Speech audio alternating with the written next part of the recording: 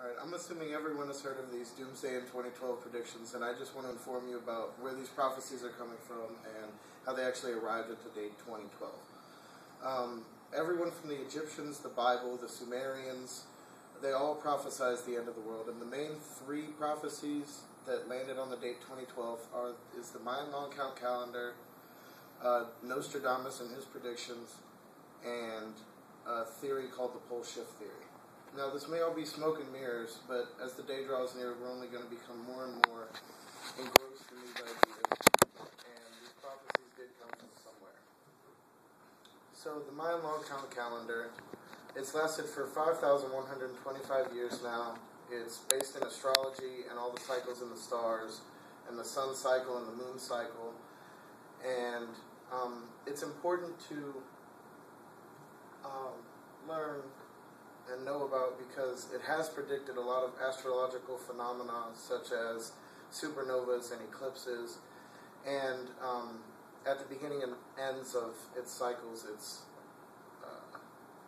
there have been like wars and other things like that, and it's actually predicting on 11:11 a.m. December 21st, 2012 will be the end of the Mayan long count calendar, and there will be a planetary alignment throughout the Milky Way galaxy.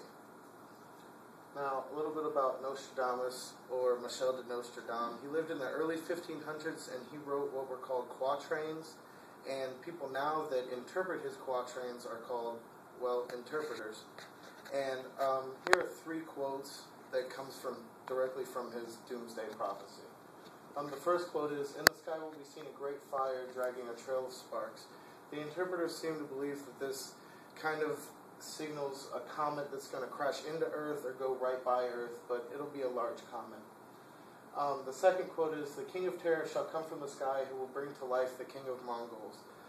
Some interpreters seem to believe that this signals the rise of power for China, and that China is going to take advantage of the weak state of the world and try to take over. The third quote is, "The great star will blaze for 7 days." The interpreters seem to believe that this signals a large increase in solar flares that may or may not hit Earth. And the reason that Nostradamus is gaining so much popularity now is because the date is fast approaching, and there's a lot of similarities between it and the Bible.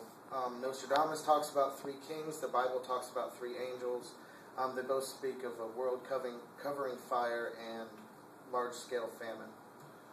And then this pole shift theory, basically it says that because the sun's going to be at a solar maximum, which is the largest number of sunspots that we're going to see in our lifetime, that the sun can actually switch its north and south poles, and this will have an effect on the Earth in switching the Earth's poles or just rotating the Earth's poles. According to polereversal.com, NASA has already claimed that this will happen in 2012 and that it could knock Earth's poles off up to 40 degrees.